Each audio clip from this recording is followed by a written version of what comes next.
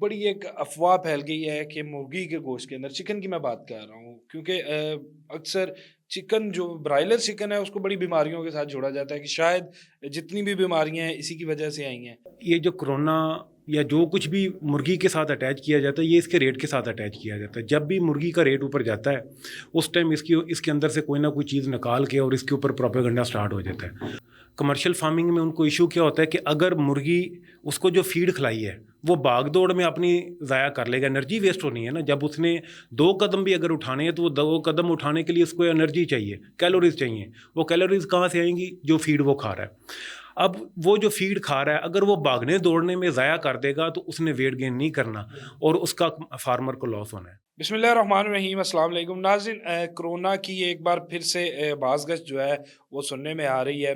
कितनी हकीकत है, कितनी सच्चाई है, और इस दफ़ा बड़े एक नए तरीके से मार्केट के अंदर कोरोना जो है वो आया है, जिसने बड़े हमारे इस तरह के मज़दूर फार्मर्स जो हैं उनके रोज़गार को जो है उनके ऊपर एक सवालिया निशान लगा दिया है कि आया वो मेहनत करके उनको कुछ फल मिलेगा भी, या सिर्फ़ इस एक बात के साथ उनका नुकसान कितना होगा। ये जानने के हमारे साथ मौजूद हैं डॉक्टर खुर्रम खोखर साहब। बहुत शुक्रिया डॉक्टर साहब, आपने टाइम दिया। बड़ी एक अफ़वाह फैल गई है कि मुर्गी के गोश्त के अंदर, चिकन की मैं बात कर रहा हूँ क्योंकि अक्सर चिकन जो ब्रायलर चिकन है उसको बड़ी बीमारियों के साथ जोड़ा जाता है कि शायद जितनी भी बीमारियां हैं इसी की वजह से आई हैं। तो आज एक नई बात सुनने में आ रही है कि कोरोना वायरस जो है अब चिकन के ज़रिए फैल रहा है।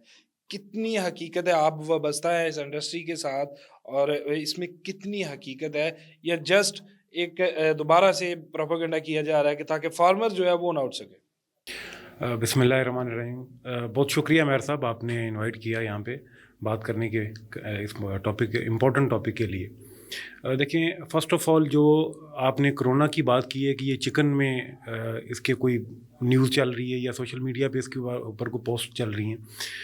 पहली बात तो जो अंडरस्टैंड करने की वो ये है कि कोरोना इंसानों की बीमारी है, जानवरों की बीमारी है ही नहीं। और ये जो पोस्ट अभी दोबारा से वायरल हुई है, ये 2020 में आई थी पहली दफ़ा।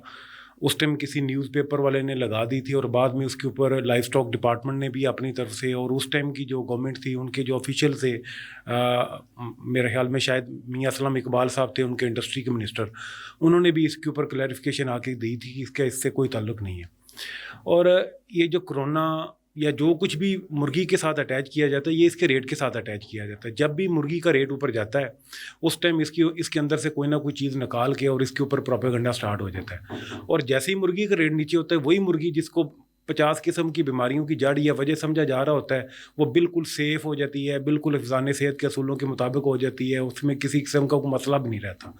तो इसका जो ये सीज़नल होती हैं, ये जो इस तरह का प्रोपेगेंडा है। अच्छा डॉक्टर साहब, सीज़नल चीज़ें तो हैं, एक अफ़वाह उड़ाने वाले ने, या एक जिसे जिसके पास इन्फॉर्मेशन ही नहीं है वो उठा, उसने एक वीडियो रिकॉर्ड की कि भई इसमें ये मसाइल हैं, वो खुद घर चला गया।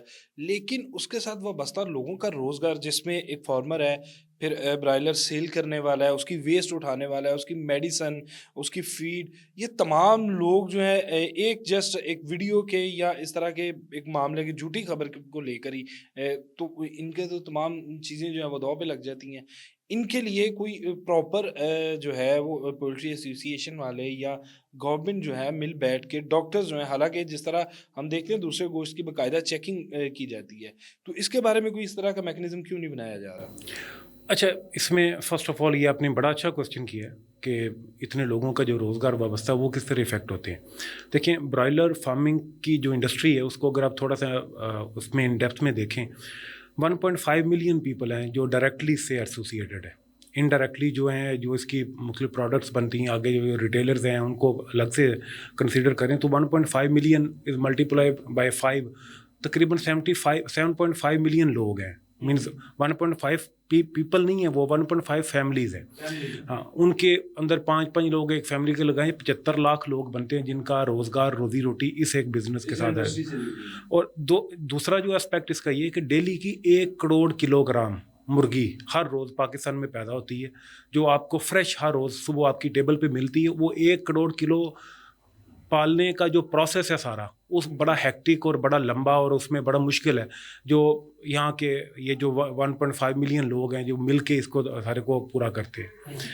अच्छा, अब इशू ये होता है कि जब इस तरह का प्रोपेगेंडा होता है, उससे इन लोगों का रोज़गार तो डिस्टर्ब होता ही होता है, साथ में ये जो फार्मर को लॉस होता है वो अपनी जो प्रोडक्शन कार होता है उसको रोक देता है। मीन्स वो नई प्लेसमेंट नहीं करता, नहीं एक दफ़ा मुर्गी सेल की दोबारा प्लेसमेंट नहीं करेगा। जब वो नहीं करेगा तो आने वाले दिनों में शॉर्टेज बनती है, जिससे पब्लिक एट लार्ज जो होती है, जो आम अवामुन नास है, वो डिस्टर्ब होते हैं। वो कैसे डिस्टर्ब होते हैं कि मुर्गी का रेट ऊपर चला जाता है। मीन्स ये जो प्रोपेगेंडा किया जाता है उसका इम्पैक्ट आ जाके फिर आवाम को बेयर करना पड़ता है, और जो करते हैं उनको कंसर्न होता है सिर्फ अपने व्यूज़ के साथ। आप अगर देखेंगे ना तो ये जितने भी आपको प्रोपेगेंडा की न्यूज़ और ये सारा कुछ आपको नज़र आना शुरू हुआ है, ये 2015 के बाद में आना शुरू हुआ है, जब ये सोशल मीडिया की इंसेप्शन हुई है। सोशल मीडिया बड़ा चीप मीडियम एक मिल गया है, जिसमें किसी का भी दिल करता है वो उठता है, एक बात फैलाता है, चलाता है, और उसको अगर थोड़ी सी सेंसेशनलाइज कर देता तो वो फैल जाती है और उसको व्यूज़ मिलते हैं, वो अर्निंग करता है वो अपनी अर्निंग करता है, लेकिन at the cost of that particular industry, और at the end of the day लोगों के इंटरेस्ट पे, आम लोगों के इंटरेस्ट पे। हम क्यों नहीं इसके ऊपर डेली बेसिस पे चेकिंग क्यों नहीं हो सकती? वो तो सर जो कस्टमर जाता है वो खुद कर लेता है। जब उसके सामने एक जिंदा मुर्गी पकड़ता है, हेल्दी मुर्गी होती है, उसको अपने सामने ज़िबा करवाता है, ज़िबा करवा के उसका गोश्त लेके जाता है, तो उसकी वो मज़ीद फर्दर किसी किस्म की ज़रूरत रहती नहीं है।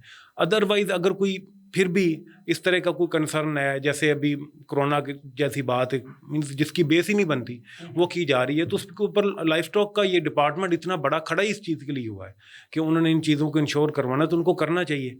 हम अपने तौर पर जो हमसे होता हम करते हैं, हम इंश्योर करवाते हैं। डॉक्टर साहब, एक बड़ा पॉइंट ये उठाया जाता है कि जो मुर्गी 40 दिन में तैयार हो के इस कदर वजन गेन कर ली थी, ये बड़ी एक दलील दी जाती है डॉक्टर्स की जानिब से, कुछ डॉक्टर्स की जानिब से, हर डॉक्टर नहीं, क्योंकि कुछ डॉक्टर्स जो है चिकन को रिकमेंड करते हैं कि आप खाएं इसको, कुछ जो है वो ज़रा थोड़ा सा मना कर देते हैं कि जो मुर्गी 40 दिन के अंदर तैयार होके अपने वजन पर खड़ी नहीं हो सकती, वो आपको किस तरह से, और फिर एक मार्केट के अंदर ये बड़ी एक है कि जो इसकी वेस्ट जा रही है, जो रात को अक्सर उठाने आते हैं, वही इसकी फीड बन के दोबारा इनको खिलाई जाती है।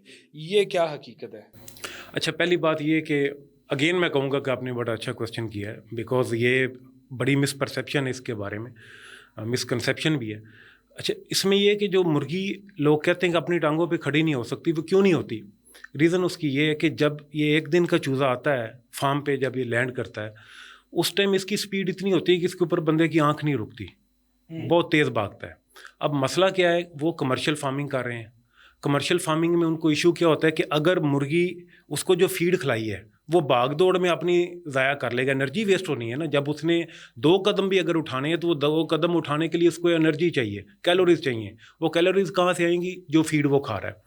अब वो जो फीड खा रहा है, अगर वो भागने दौड़ने में ज़ाया कर देगा तो उसने वेट गेन नहीं करना और उसका फार्मर को लॉस होना है। फार्मर क्या करते हैं, उनकी कोशिश होती है कि मुर्गी को उसके आगे फीड दी जाए ताकि उसको उठ के आगे पीछे जाना ना पड़े, और वो इस तरह का उसको इन्वायरमेंट देते हैं, इस तरह उसका सिस्टम फार्म के अंदर लगे हुए होते हैं कि उसने पानी पीना है उसको 2 फीट के फासले पे मिलेगा, उसने फीड खानी है उसको 3 फीट के फासले पे मिलेगी, इससे ज़्यादा उसको ट्रैवल करना नहीं पड़ेगा।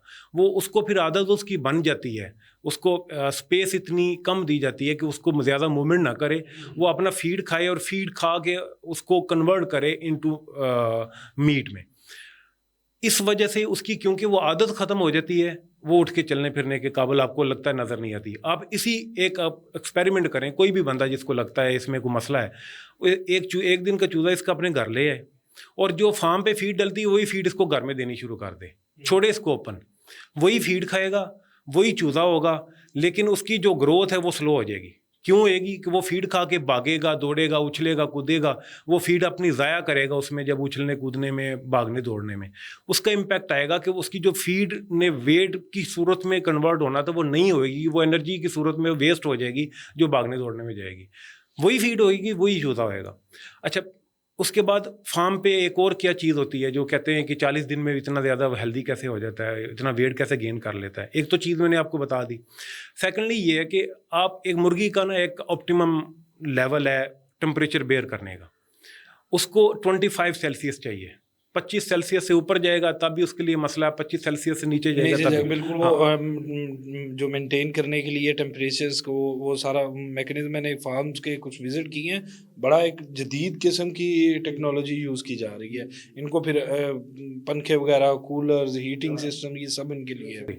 इनफैक्ट जिस तरह का इन्वायरमेंट मुर्गी को फार्म के अंदर मिलता है वो हमारी 90% आवाम को अपने घरों में नहीं मिलता। मीन्स बाहर टेम्परेचर 42 है, फार्म के अंदर टेम्परेचर 25 है। बाहर टेम्परेचर 0 है, फार्म के अंदर 25 है। मीन्स उसने जो अपनी फीड खा के, हम क्या करते हैं सर्दी के दिनों में या इवन गर्मी में भी अगर हमें भूख लगी हुई होगी तो हमें गर्मी कम लगेगी, क्योंकि जब हम फीड खाएंगे हमारी जो खुराक है हमारे जिस्म में तवानाई देगी और वो तवानाई हमें उस गर्मी के खिलाफ, उस सर्दी के खिलाफ लड़ने में मदद देती है। अगर सर्दी हो ही ना, आप खाना खा रहे हो तो आपको खाने की वजह से जो आप खाना आपका जो ज़ाया होना था सर्दी से मुकाबला करने के लिए, आपको सर्दी का मौसम बेर ही नहीं करना पड़ा, तो वो वाला जो खाना ज़ाया होना था वो आपके जिस्म का हिस्सा बनना शुरू हो जाएगा। यही कुछ फार्म के अंदर भी होता है कि उसको ऑप्टिमम लेवल का टेम्परेचर मिलता है, जो उसके स्टैंडर्ड्स हैं, इंटरनेशनली जो रिसर्च है उसके अकॉर्डिंग जो चीज़ उनको बताई गई है वो उसके मुताबिक टेम्परेचर मिलता है, जिसकी वजह से वो अपनी लूज़ नहीं करती, वो अपनी जो न्यूट्रिशन लेवल है उसको बरकरार रखती है। अच्छा, उसके बाद the other most important factor is के अब फार्म पे इसकी वैक्सीन्स का ध्यान किया जाता है। फार्म पे उसकी किसी किस्म का कोई मसला आ रहा है उसका ख्याल किया जाता है कि उसकी गट हेल्थ ठीक है, उसको किसी किस्म का कोई प्रॉब्लम नहीं हो रहा। घरों में ऐसा नहीं होता। जब ये सारी चीज़ें आप ये ऐसा ही फ़र्क है घर की मुर्गी का और फार्म की मुर्गी का। जैसे एक मीन्स लीड क्लास के लोग होते हैं, वो अपनी हर किस्म का ध्यान करते हैं, उनको किसी किस्म का कोई मसला नहीं होता, बेहतरीन इन्वायरमेंट में रहते हैं, अच्छे AQI में उनका सांस ले रहे होते हैं, बेहतरीन उनको फीड होती है, खुराक होती है। और एक आम जो हमारे जैसे होते हैं, दोनों की रंगत में, दोनों के उठने बैठने में, दोनों की सेहत में ज़मीन आसमान का जैसे माहौल फ़र्क का होता फ़र्क है। है। डॉक्टर साहब, एग्जैक्टली। दूसरा सवाल मेरा ये था कि कहा ये जाता है कि ये जो वेस्ट उठाई जाती है जिसमें इसकी अंतड़ियाँ, दूसरे इसके वेस्टेज गोश्त के बाद जो उसके बाकी अज़्ज़ा बचते हैं, इसको रिसाइकिल करके इसकी फीड बना के इसको खिलाई जाती है।